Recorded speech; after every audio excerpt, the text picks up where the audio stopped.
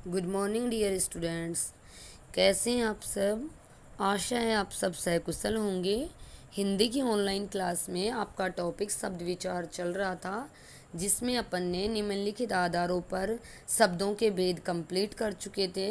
उनके पांचों भेद उत्पत्ति के आधार पर, रचना के आधार पर, प्रयोग के आधार पर, व्याकरणिक प्रकार्य के आधार पर और अर्थ के आधार पर शब्दों के सभी भेद कंप्लीट कर चुके थे। उसी टॉपिक को आगे बढ़ाते हुए आज अपन शब्द रचना में उपसर्ग का टॉपिक करेंगे। तो अपन देखेंगे कि उपसर्ग है ये क्या है, क्या ये मूल शब्द है या फिर शब्दांश है, ये क्या है उपसर्ग। तो आज का अपना टॉपिक रहेगा उपसर्ग। देखिए, हिंदी भाषा में शब्द दो प्रकार के होते हैं। शब्द दो प्रकार के होते हैं। कौन कौन से? मूल शब्द और व्युत्पन्न या निर्मित शब्द। वी प्लस उत्पन्न, व्युत्पन्न या निर्मित शब्द। देखिए, मूल शब्द वो होते हैं जो एक निश्चित अर्थ को लेकर चलते हैं। जो एक निश्चित अर्थ को लेकर चलते हैं उन्हें क्या कहते हैं? मूल शब्द। और व्युत्पन्न, व्युत्पन्न या निर्मित शब्द कौन से होते हैं? जो किसी के द्वारा बने हुए होते हैं। अर्थात जो शब्द जो उपसर्ग प्रत्यय इनके योग से बनते हैं, उपसर्ग प्रत्यय आदि के योग से, वो खुद एक शब्द नहीं होते, वो एक शब्दांश होते हैं। मतलब शब्द का अंश होते हैं। शब्द का शब्दांश समझ रहे होंगे ना। शब्द का जो शब्द होता है उसका एक टुकड़ा, उसका एक अंश होता है, ना कि अपने आप में एक शब्द होता है। जैसे अपन देखेंगे कि मूल शब्द, हिंदी भाषा में शब्द दो प्रकार के होते हैं, मूल शब्द और व्युत्पत्ति या निर्मित शब्द। क्लियर? व्युत्पन्न या निर्मित शब्द वो एक ही चीज़ होती है। अब देखिए, मूल शब्द ये रूढ़ शब्द हैं। अर्थात ये क्या है? रूढ़ शब्द है जो एक निश्चित अर्थ को लेकर चलते हैं, कि ये अपने आप में अपना अर्थ लेकर चलते हैं। ओके, जैसे नदी, पत्र आदि आप पढ़ते ही समझ जाएंगे। पत्र, हाँ भाई चिट्ठी वगैरह है, कुछ नदी है, पानी भरा है, मतलब ऐसे समझ जाएंगे आप। ओके। और निर्मित शब्द कौन से होते हैं? ये शब्द मुख्यतः उपसर्ग या प्रत्यय के योग से बनते हैं। ये अपने आप में एक निश्चित अर्थ को लेकर नहीं आते, इनका अर्थ निकलता है, इनका खुद का कोई अर्थ नहीं होता। ओके। उपसर्ग या प्रत्यय शब्द, उपसर्ग या प्रत्यय, देखो जो मैंने अभी बताया था कि उपसर्ग या प्रत्यय है वो एक शब्द नहीं होते, बल्कि क्या होते हैं? एक शब्दांश होता है, उनका शब्द का अंश होता है। जैसे मैंने एक शब्द लिया सुंदर, सुंदर शब्द ले लिया। अब ये तो ठीक है, मूल शब्द हो गया, बट इसमें अब मैंने लगाया ए उपसर्ग, क्या बन गया? ए सुंदर। इसका अर्थ ही उल्टा हो गया, सुंदर का ए सुंदर हो गया, बिल्कुल बदल गया ना। अब देखो ऐसे ही प्रत्यय, देखो सुंदर मैंने शब्द वो ही ले रखा है और उसके बाद मैंने क्या लिया? एक प्रत्यय ले लिया, क्या? ता। सुंदरता, बदल गया अर्थ। भाववाचक, मतलब जैसे कि आप पढ़ते आ रहे होंगे कि जैसे भाववाचक क्रिया जब हम पढ़ेंगे आगे, उसमें आपको ये सारी चीज़ें क्लियर हो जाएगी। अब तक के लिए इतना ही कि आप देखो कि जब आप ये पढ़ रहे हो कि एक शब्द लिया और उसमें अगर मैंने उपसर्ग या प्रत्यय जोड़ दिया तो उसका अर्थ परिवर्तित हो जाता है। क्लियर यहाँ तक? अब देखेंगे इसके बाद। देखिए उपसर्ग, भाई उपसर्ग प्रत्यय समास ये सब जुड़ के कैसे उस शब्द का अर्थ परिवर्तित हो जाता है। तो निम्नलिखित शब्दों को पढ़ के और फिर आप एक बार समझे कि मैंने ले लिया एक अनु उपसर्ग, ओके, और मैंने मूल शब्द ले लिया भाव, रूप, कोल और वात। ओके। अब देखो मैंने अनु ही लगाया, अनुभव, ओनली एक उपसर्ग लिया है, अनुरूप, अनुकूल, अनुवाद। ठीक है, सारे में एक उपसर्ग ले रखा है, लेकिन इसके अर्थ अलग अलग बना देगा। ये मूल शब्द के साथ जैसे ही जुड़ेगा तो इसके अपने अपने अलग अलग, इस उपसर्ग जैसे ही उपसर्ग उस मूल शब्द के साथ जुड़ते ही इस उपसर्ग का अर्थ भी उन मूल शब्दों के अकॉर्डिंग चला जाएगा। ओके। अब देखें, अनु शब्दांश के मूल शब्द से में जुड़ने से, अनु है शब्दांश, किसको का है? उपसर्ग को।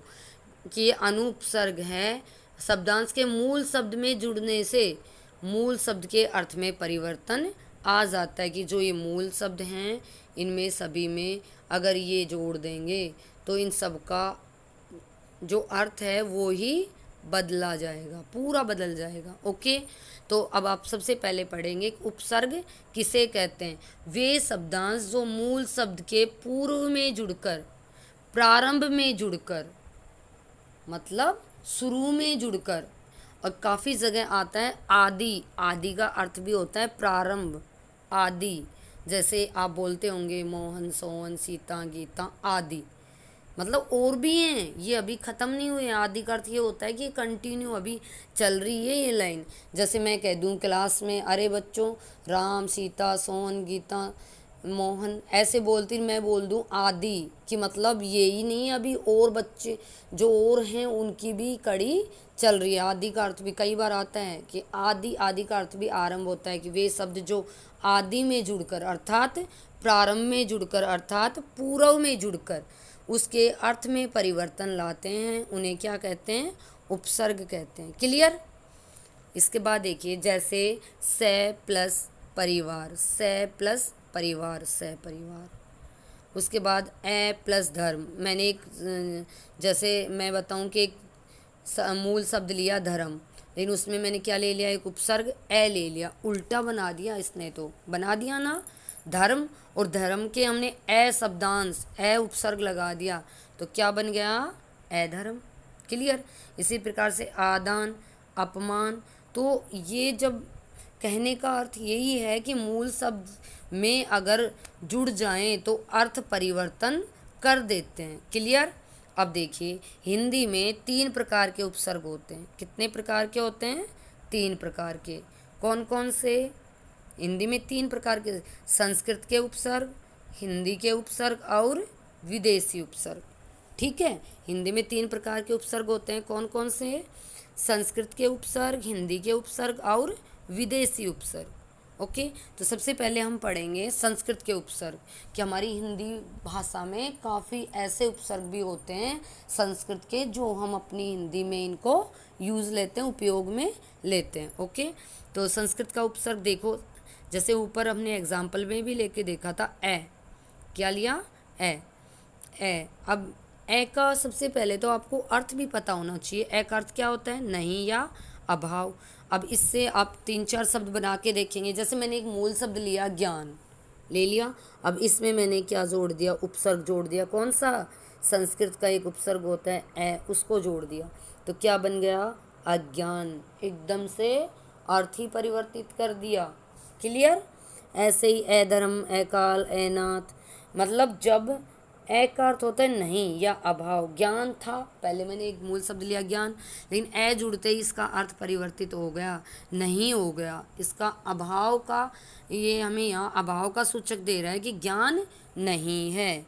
ओके, इसके बाद देखिए अति। अति का अर्थ होता है अधिक, अत्यधिक, अत्याचार, अतिरिक्त, अत्यंत, अर्थात ज़्यादा। क्लियर। अन का अर्थ भी वही होता है नहीं या अभाव। आदर, जैसे मैंने एक शब्द ले लिया आदर, ले लिया मैंने आदर, मूल शब्द लिया, अब इसमें मैंने क्या जोड़ दिया, एक अनुपसर्ग, अनादर। उल्टा हो गया, नहीं का भाव हो गया ना, आदर में मैंने जोड़ दिया। आदर का अर्थ होता है सम्मान करना, और जैसे ही मैंने इसमें अन जोड़ दिया तो अनादर, मतलब सम्मान नहीं करना। अब देखिए ऐसे ही अनर्थ, अनसन, अनेक। क्लियर। इसके बाद देखिए अधि। अधि का अर्थ होता है श्रेष्ठ या ऊपर, ऊंचा। अधिपति, अधिशासी, अधिनियम, अधिकरण। ओके, इसके बाद अभी। अभी का अर्थ होता है और या निकट या सामने। अभिमान, अभिप्राय, अभिवादन, अभियुक्त। अव। अव का अर्थ होता है बुरा, हीन, नीचा। मतलब जब कोई भी चीज़ जैसे हो अच्छी और उसमें अगर आव लग जाए तो वो उसका उल्टा हो जाएगा। जैसे गुण ले लिया और इसमें मैंने आव लगा दिया तो अवगुण, मतलब बिना गुण वाला। अच्छा, तो इसके एग्जाम्पल देखो, अवतार, अवहेलना, अवगुण, अवमानना। इसके बाद देखिए आ, तक या सहित। तक मतलब जहाँ तक होता है, सहित होता है किसके, सह के योग में, जैसे साथ में, सहित में आ लगा दें। जैसे आहार, आजन्म, आमरण, आजीवन, जैसे जीवन था मूल शब्द, अब उसमें आजीवन, पूरे जीवन अर्थात सहित। ओके, यहाँ तक क्लियर है। नेक्स्ट देखिए, उत, उत का अर्थ होता है ऊपर या उत्कर्ष, मतलब श्रेष्ठ।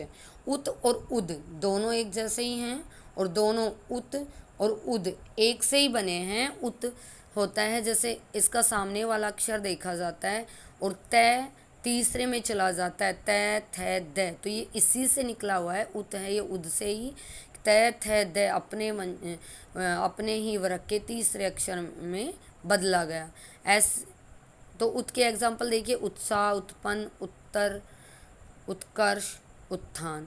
ऐसे ही उद वही अर्थ है, ऊपर या उत्कर्ष, उद्योग, उद्घाटन, उद्धार, उद्घोष, उद्धृत।